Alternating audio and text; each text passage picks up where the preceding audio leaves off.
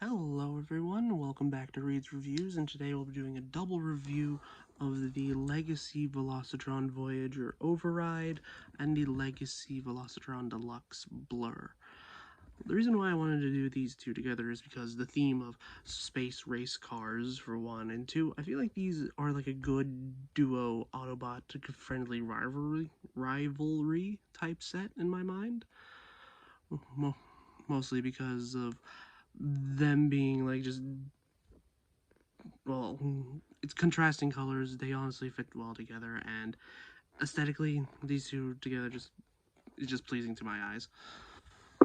Like, not saying anything about their character and such. I'm just saying, has like, if I'm going to mess with one of these figures, I want to bring the other one with me. Like, that's how I feel. But yeah, to start off, let's start with the Blurr mold here. With this being based off of, well, being like a heavy remold from the Studio Series 86 Blurr, which we will be taking a review of later. But this one like changes it up enough to the point where it's meant to replicate his IDW design more so than anything else, because of like these futuristic wheels things here and how the shoulders will work in like robot mode.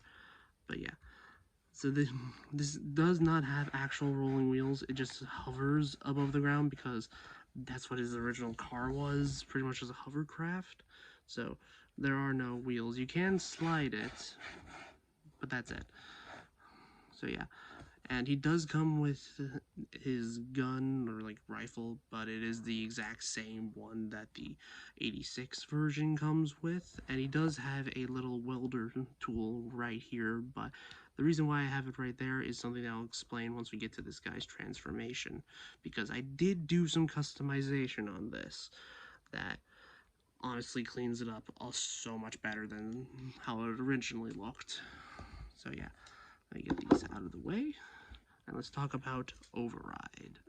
Override here is based off of her Cybertron toy, or at least, at the very least, her Cybertron design, which is very futuristic and obviously alien looking, because in the story of Cybertron, she is basically one of the residents of the planet Velocitron, which is basically just a racing planet and such. Like, she was basically the leader of, or at least the main representative from Velocitron that we get continuing on in the show, that we see, like, consistently. So, yeah. She is, like, and apparently in the Japanese version, she was a guy, but when it came to, like, American, like, shores, then we just changed her up to be, like, a girl voice and just named her Override, because in Japan she was called Nitro Convoy because all the leaders were called like convoys, like, and all that. So yeah, this being my first like Cybertron-esque toy, I honestly am kind of glad that I have her, because I think I had the original toy as a kid, but it was only a part of it. Weirdly enough, I think it was one of my dad's and he passed it down to me. But yeah, pretty dang good alt mode, and a place for a cyber key if you have it. And that's the entire gimmick of Cybertron, of the Cybertron line, is that if you insert what is essentially a cyber planet key into a spot, then spring-loaded parts would either open up or some new weapon was revealed or something like that. But yeah. And one new advantage of her being like her own new mold is that some of the budget went into giving her pinned wheels, which makes her slide very smoothly. Like, it's really nice to have, especially on a character whose like entire gimmick is essentially being like a race car. And like, she is pretty clean underneath. Like, sure, she has like some visible hands and such, but yeah.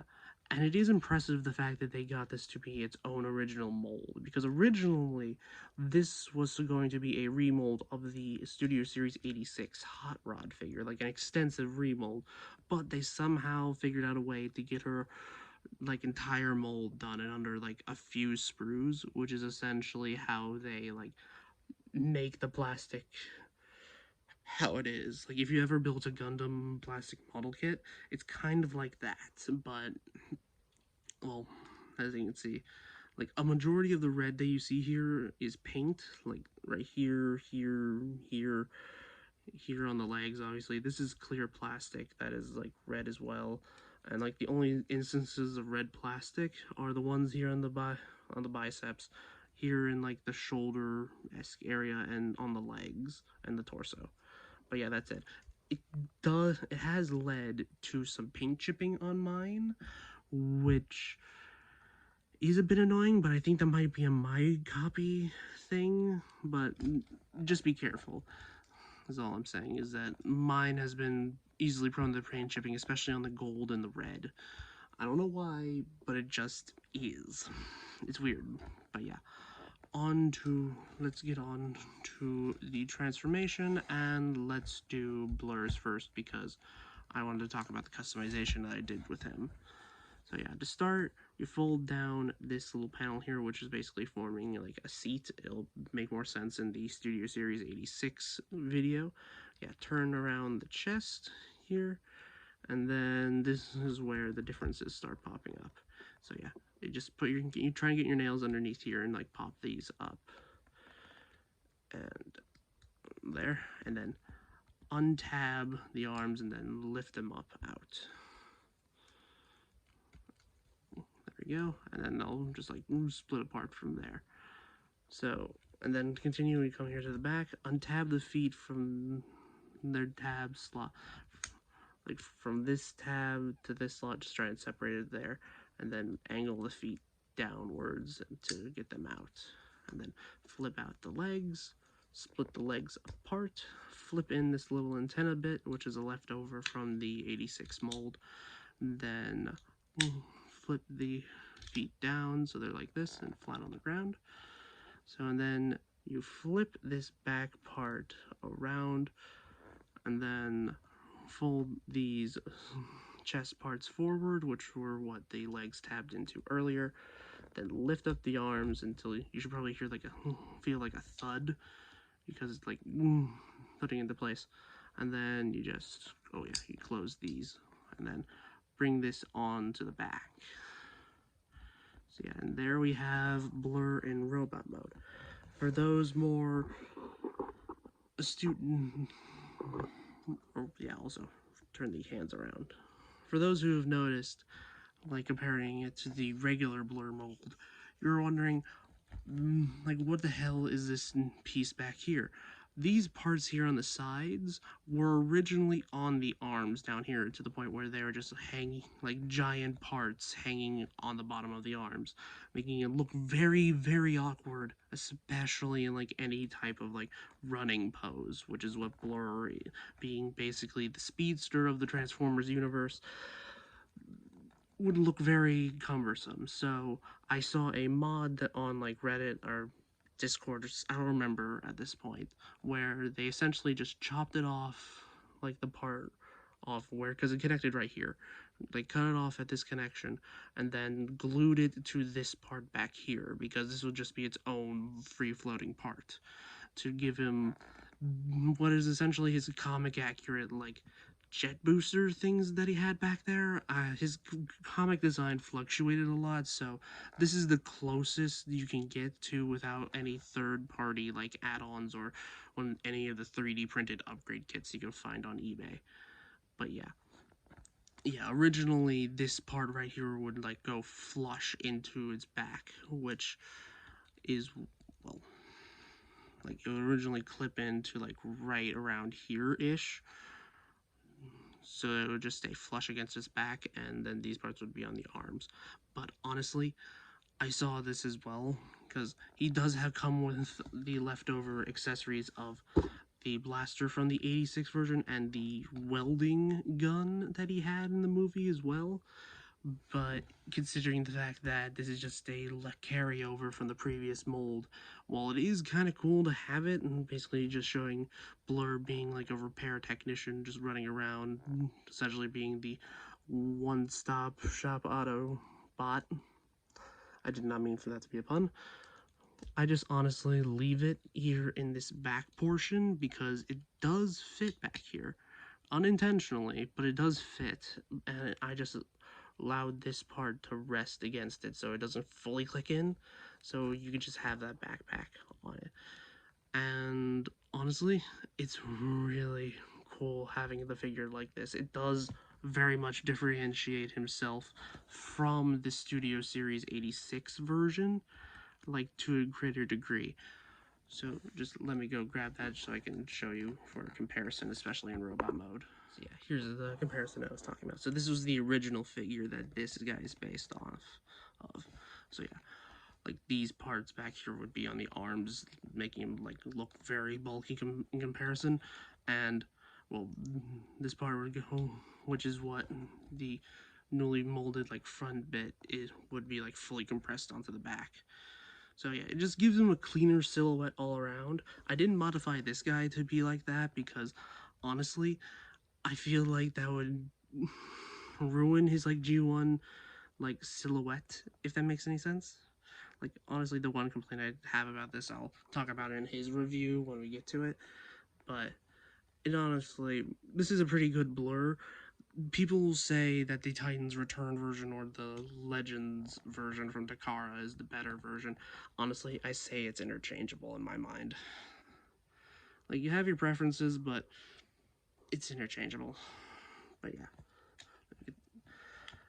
And that is one thing that I think got worse with this version, is the fact that some of the joint tolerances on this guy were not that great out of the box.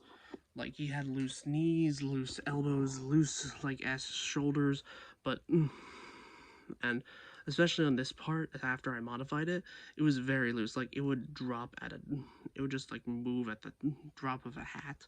I did put some super glue, like, on, like, the part under here. I just, like, took it off, and then I just put some super glue around there, let it dry, and then slapped it back on. It's so much tighter now, to the point where it works nicely. But yeah.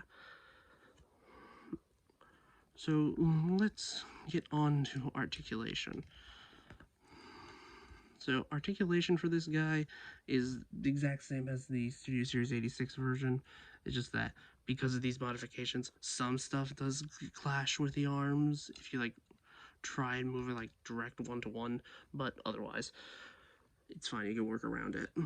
But yeah, his head is on a ball joint going down into the chest, which is honestly a weird decision in my mind, because it does limit the amount of head posability that you can get, and it makes him look very awkward because you're essentially moving the neck with the head, which is weird in my mind because they didn't try and fix it for this version. Like, they didn't just try to essentially make a part into like be ball joint to ball joint, so this part of the head is like mobile by itself, so you can just like get regular like head tilt and such. It's just very awkward, and does lend credence to the theory of this being a heavy remold of this Titans Return version, because how Titans Returns works is the fact there is a tiny little bot that would fold up to become a head, and the head of that tiny robot would go into a connector and essentially act as the ball joint for the head.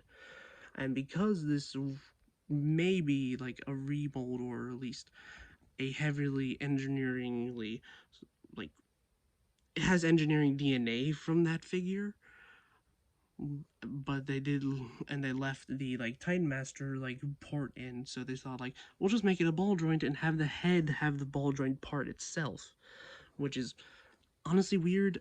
I really wish they didn't do that for this mold, but it is what it is, sadly. But yeah, ball joint at the head. He does have like a clicky like shoulder rotation. I don't know why. It is what it is. He can do it. His arms can go fully up, but you do have to move some stuff out of the way because of the remolding. You don't really have that problem with the original version. But yeah, he does have a rotation, like full unimpeded. He does have 90 degrees of elbow bend, and because of the modification, he has a wrist swivel. So he does have rotation at the waist. He does have forward that far and back. Like, you can do like the full splits and the full like forward and back. And he does have 90 degrees of bend at the knee, which it is a bit awkward because you can't do a double joint. Like, you can't like make a double joint out of this because of how it transforms. making his running poses look a little awkward. But yeah, he does have really good ankle tilts, and he can also like pull his like foot forward for like those walking poses, so you can just like stabilize him like that. Like it is really probably, it's really good for like stop motion animators and such, but he doesn't have any like forward like tilt. But yeah, it is useful for like those running poses. And honestly, I do recommend getting a good small like simple stand. He doesn't have, well, I think he does have a port, but it's blocked by like a pin, and because of that it's too shallow for the thing to like actually connect, so I just use a grabby claw option on that to just get the, just like hold him in place while I'm posing him in like into a good running stance. So yeah.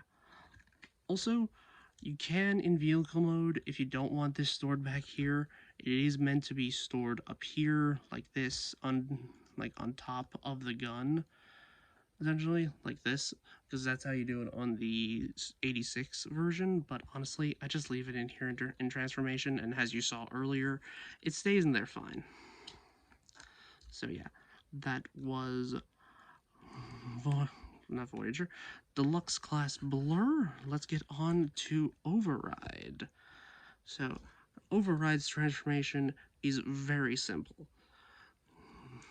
So just bring up the arms here, turn the wrists around to where the like backs of the fists are facing each other, and untab this part, and then basically just move this entire segment here. It'll untab everything down here as well. So do that on the same other side.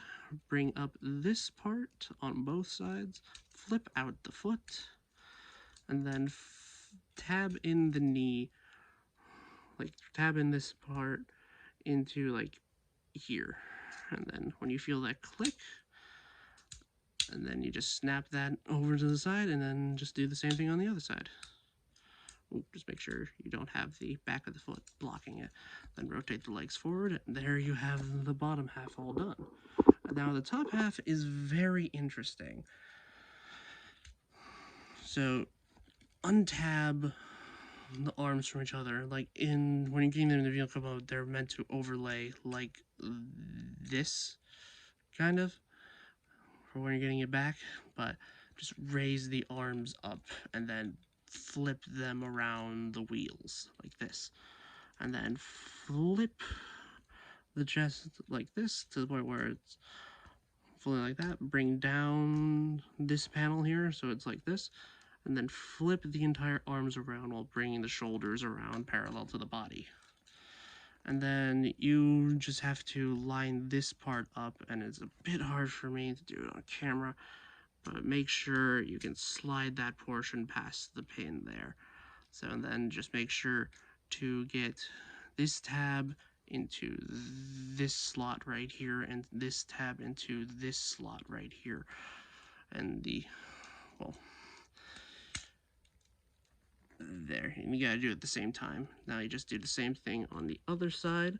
It essentially is compressing the chest down together, and then just bring down this cockpit, and then boom, there you have Legacy Velocitron Override in her robot mode.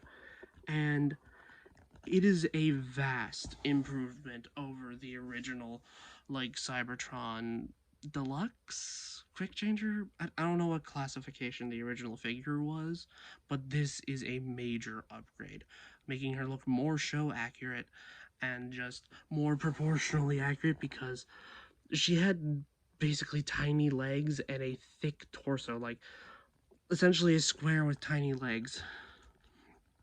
But yeah. So for her weapon, it is stored here on her back, so you just gotta carefully wiggle it out. Like, I don't recommend like totally just ripping it out. You might mess something up here, because I don't know, I might just ruin something. But yeah, this is her weapon, and for the original like toy gimmick, you would put a cyber key into this slot like right here, and then these two guns would essentially flip out, and then boom, there it would form the barrels of her blaster. And like you can also move these bits however you please. I just leave them like this because honestly it looks aesthetically cool in vehicle mode. So yeah, it does have a 5mm port, so you can plug it into her fists, like to get that look, sort of like how the original toy used it. I personally like to use this port on her arm to essentially mount it. Like, it kind of reminds me of like an arm cannon, which is honestly, it just looks kind of cool in my mind.